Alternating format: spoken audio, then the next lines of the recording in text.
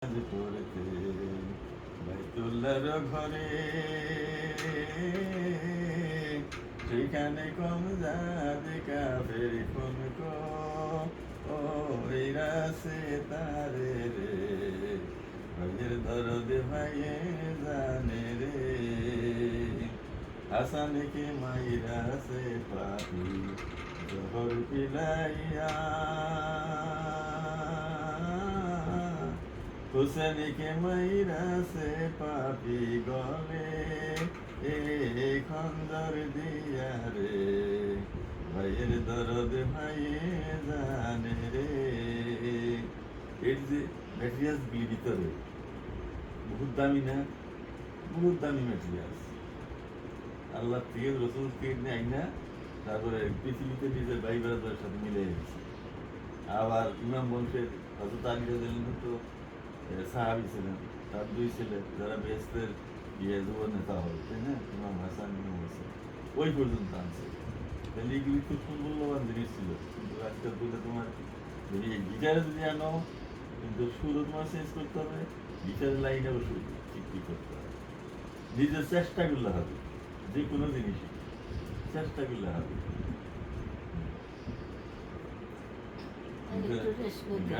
গ্রামে ধরে বইতে কাজ হবে না, এগুলি নিজে নিজে বানাবা। আমি দেখবো অনেক সময় ওই হেরা চিল্লা চিল্লি করে আমি গানের সুর ইয়া দিই। আয়সা উজ্জ্বলের ছেলে খেল কান্নাকাটি করে, এরা সুর দিয়ে দিছি, মাগো তোর কান্নায় আমি সইতে পারি না, দুহাই মায়া আশা। আবার ইয়ার মেয়েরা উর্মির মেয়েরা যখন কাছে আইছে তখন জানি কি কইছি মানে একটা না একটা কিছু আসতে ভিতর থেকে ওটা অটোমেটিক ব্রেনে আসে, বানাই ওঠে। বুঝলেন? তবে যে গজলটা কইলাম এগুলো খুব মারাত্মক গজল, এগুলো তো হারাই যাইতেছে এখন। ইসলামী চিন্তাবিদদেরকে আগে দেওয়ার জন্য, উপর উঠিয়ে দেওয়ার জন্য যত গায়ক বা যাটা ছিল সব এরা এগুলি দিয়ে উঠেছে। বুঝলেন? মানুষের কাছে জানাই দিত যে আল্লাহ এবং রসুলের সাথে কত সম্পর্ক। হযরত আলী রাদিয়াল্লাহু আনহু কি ছিলেন? একজন সাহাবী, হুজুর সাল্লাল্লাহু আলাইহি ওয়াসাল্লাম মেয়ের জামাই, তারপরে মা ফাতেমার স্বামী, তারপরে দুই ছেলে ইমাম হাসান হোসেন, তারা কি ছিলেন এবং আখিরাতে তারা কি হবে এগুলি বুঝাই দেয়। আবার দেখো এই খুব বেশি দিনের আগের কথা না, রূপদান যাত্রা ছিল যখন, তখন একটা গান ওর ভিতরে ঢুকে দিছিল আব্দুল আলিম না আব্দুল আলিমের ব্লগে ঢুকে দিছিল যে মহরমের 10 তারিখে গান তো কত গুরুত্বপূর্ণ। তখন তো গ্রামের মানুষের বুঝে না যে কোন জায়গায় কোনটা সেট করে না মানুষের ভিতরে আকর্ষণ সৃষ্টি করে। তুমি একটা তৈরি করার চেষ্টা করো গিটারের মাধ্যমে, ভাইয়ের ধরো ভাইয়ে জানি না, এটার প্রতি মায়া মহব্বত বেশি ধরে মানুষ। যেমন আমরা 7 ভাই, আমি এখন চলে যাবো না, চলে যাওয়ার সময় আছে, আমি এই সুরটা যদি দাও তোমরা তাহলে সব কি কান্নাকাটি শুরু করবে।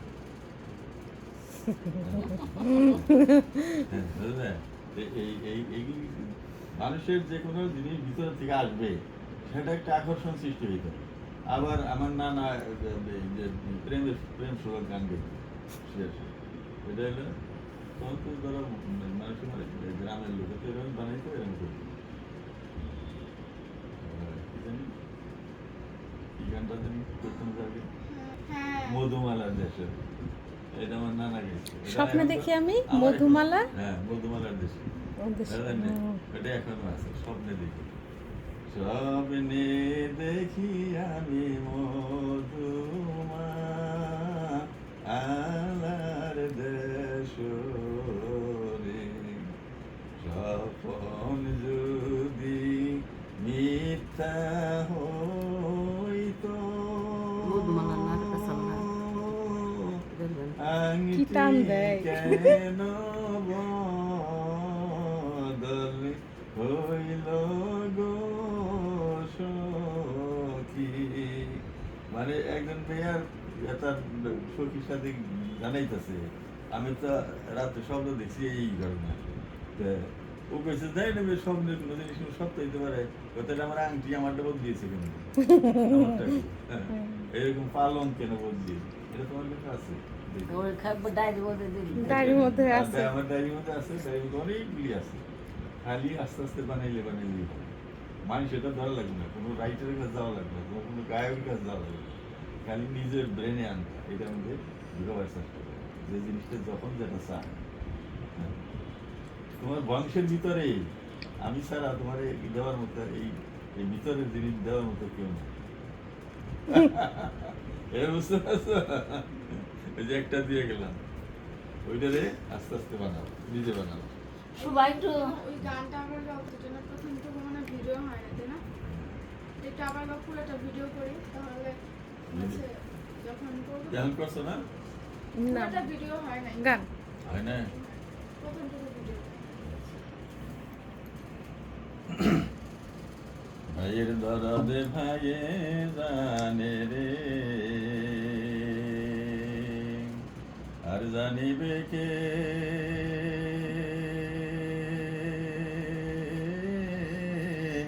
আর জানে মোর দয়ার আল্লাহ সৃষ্টি করছেন যে রে। ভাইয়ের দরদে ভাইয়ে জানে রে, আল্লাহ বলছে ভাঙ্গি বাজার, রাসূল বলছে রাখে, লাগাইছেন চাঁদের বাজার, আর কয়টা দিন দেখেন রে। ভাইয়ের দরদে ভাইয়ে জানে রে, আলী গাছাল নামাজ পড়তে বাইতুল্লাহর ঘরে, সেইখানে কোন দাদি কাবের কোন কইরাছে তারে রে। ভাইয়ের দরদে ভাইয়ে জানে রে, হাসানকে মাইরাছে পাপি জহর পিলাইয়া, হুসেনকে মাইরাছে পাপি গলে এ খঞ্জর দিয়া রে। ভাইয়ের দরদে ভাইয়ে জানে রে, আর জানিবে কে? আর জানে মোর দয়ার আল্লাহ সৃষ্টি করছেন যে রে।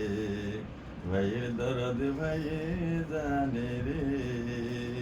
না বন্ধু, এই দুনিয়াটা আল্লাহ সৃষ্টি করছে, দুনিয়া থেকে তো বান্দারা কিছু দিচ্ছে না আমাকে। আল্লাহর কথা ছিল আমার চিন্তা করবা, আমার হুকুম মানবা, কোরআনে যা আছে তাই করবা, নামাজ পড়বা, তাই না? তা তো করে না মানুষের।